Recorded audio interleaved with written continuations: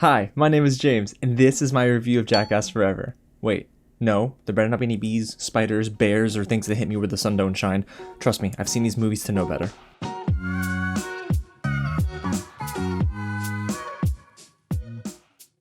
What's going on, everyone? James here with another real review, and today we're diving into Jackass Forever. A huge thank you to Paramount Pictures for giving me the chance to screen this early for a review. Now, as you guys know, I don't curse on this channel, and I don't curse in real life, so saying Jackass Forever is, well, it's different. The movie releases in theaters February 4th and is directed by Tremaine, who's been a long-time contributor to this franchise. Now, the movie does star Johnny Knoxville, Steve-O, and even Eric Andre, along with some other cameos that we won't really talk about because I don't want to spoil anything for you, but there are some cool little cameos here and there, and then there are some new additions to this Jackass crew. That includes Zach, Jasper, and even Rachel Wolfson, so this franchise is getting some new blood. Now, before we get into my review and I tell you what worked and what really didn't work with Jackass Forever, if it is your first time here at the channel, welcome to Real James, where I love talking about movies and TV just like this. So if you do too, go ahead and hit the big red button below, subscribe to the channel, tap on that bell, and hit the big thumbs up button, and let me know down below in the comments what you think of this movie and which film in this franchise is your favorite, because up to this point,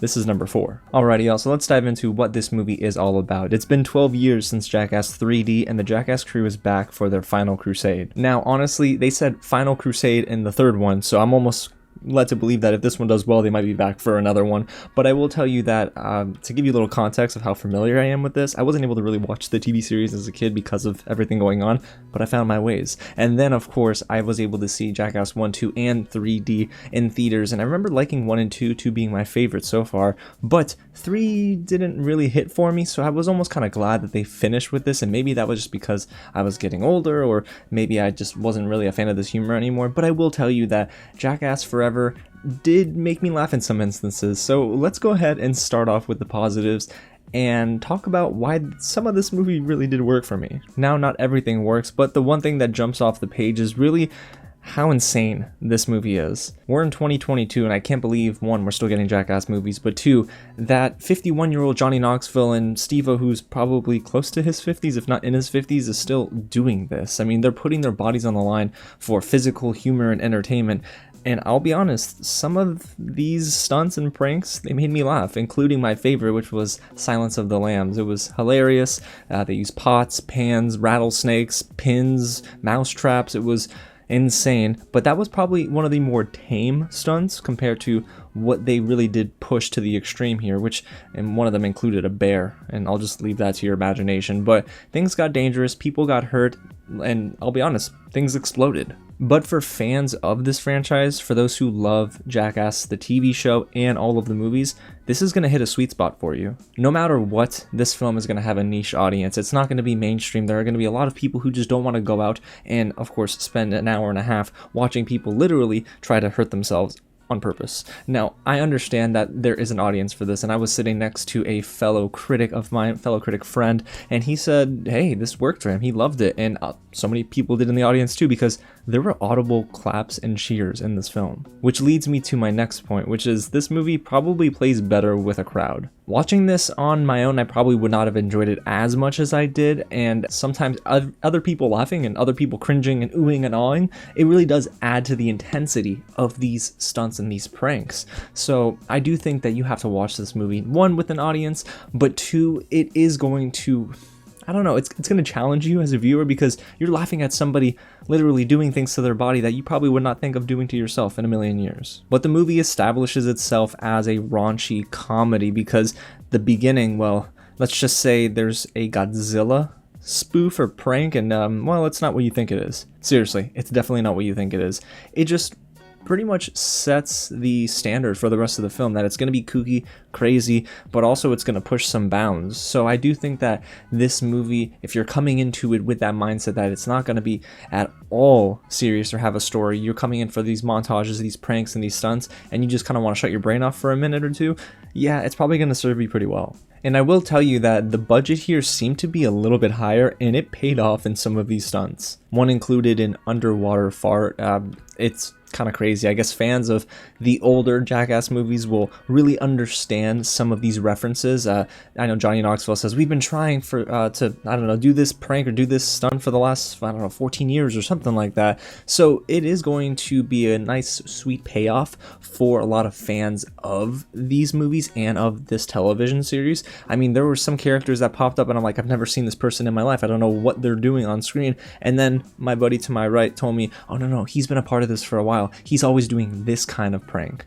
And I'm like, okay, so this is clearly going to take some prior knowledge. They're not going to catch you up to speed per se, but I will tell you that, again, it's going to be a nice payoff for those who have been sticking with this franchise. But going back to the whole budget thing, there's an insane finale here that is just jaw-dropping in some moments, and then you even have, well, again, a stunt with a bear. It seemed a little irresponsible because the bear began to do something and I'm like, this is not going to end up well, and I want to believe that it was a controlled environment, but then there are some moments where I do feel like they break out of character and there's a really, well, high risk of death. And I honestly do believe there were more injuries than what they showcased in this film, but hey, I guess that's the nature of Jackass Forever. And when it comes to the cameos here, it was really cool to see some faces from my youth that I hadn't seen in a while. I won't tell you who shows up in this movie, but it is really interesting that they still have those connections, one, but two, it kind of made me nostalgic for some series I used to watch on MTV back in the day.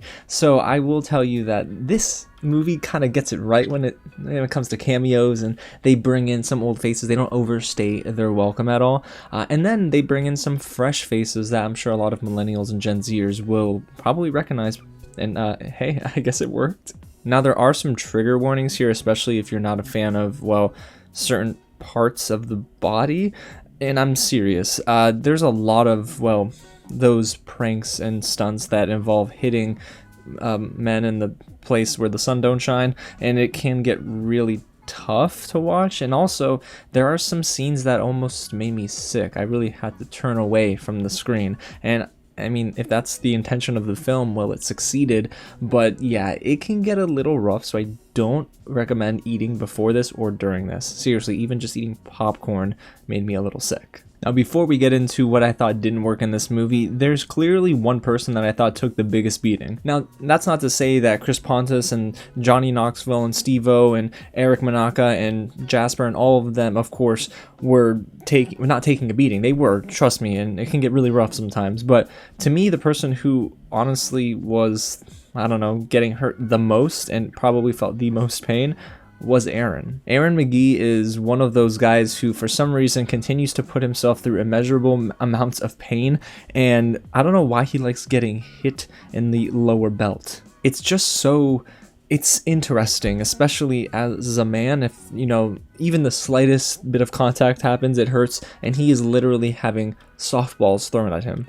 And that's not even the worst of it. Alrighty, y'all, so let's get right into the negatives now and what didn't really work with Jackass Forever. And for me, to be honest, I just don't know if the humor is lasting from start to finish. It definitely didn't work all the way through for me. Now, even though some of this movie was funny, I will be honest with you, I found myself not laughing too much in that second half. Maybe that's because I became desensitized to everything, or because the pranks and the stunts got much more gross, or I just am not the biggest fan of this humor anymore. I used to laugh so much at the physical humor and that aspect of Jackass, and it actually, because I wasn't able to watch it as a kid, when I did get the chance to watch these movies, I almost felt like, ooh, I'm doing something risky, like it's mischievous in a way. But now it just doesn't really hit my funny bone the same. And sometimes they do showcase pranks that I thought would be funny for the whole crew to participate in, and then they just cut away pretty quickly. And I guess that's the nature of the game for Jackass movies, where they maybe show one prank and that's it, they laugh and they go on. It kind of feels like a montage sometimes,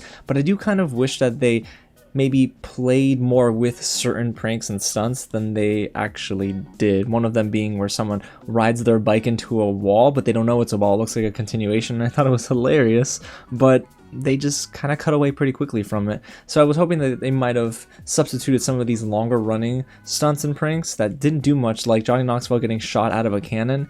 That to me is just, I don't know, in the context of Jackass, it's so safe. And I do feel like in this film they front load a lot of the better pranks and stunts in the first half. And that does leave me hanging, or it did leave me hanging a bit in the second half, where I really was just watching it with a straight face and just kind of wincing and stuff, yes, but it wasn't really funny to me. Now, there were those in the audience that kind of, I guess, were still laughing at it, but for someone who's looking for the same consistency that the first half had, the second half didn't have that at all. And honestly, I do look at the film and think, am I gonna revisit this? And the answer is no. There's not a lot of replay value for me here, and also when I got out of the movie, it didn't really leave a lasting impact on me. Sure, we talked about some of the more gross moments, but by the time I got home, it was kind of back of mind. And this is, I guess, a movie that really is going to be just for like die-hard Jackass fans. And for me, as someone who maybe is more of a passive fan of the first three movies, the fourth, while it's better than the third, it's still not that good. So overall, you guys, I think Jackass Forever's enjoyment level for you is going to depend on how much you really love the first three movies. If you're a fan of this franchise, if you've watched every single episode, I think you're going to really enjoy this fourth and possibly final film. But for me, again, as someone who doesn't really find themselves invested in this kind of humor all the time, I left the theater thinking that maybe there was a lot left to be desired, or this is just not for me. And that's totally okay. I understand that not everything is gonna be for me, but there were some highlights here too. Some of these stunts and pranks were hilarious, and it was just cool to see Johnny Knoxville, even though he wasn't in a lot of the stunts in the first half of the movie, kind of be that general and captain and lead these pranks. Seriously, he was kind of like the orchestrator, right? But I do think that it was cool to see some of these old faces as well as some new faces on screen. So it's gonna tickle the funny bones of a lot of those who, of course, love this kind of humor. And I did find myself laughing sometimes at the sheer audacity of what I was watching and the insane stunts.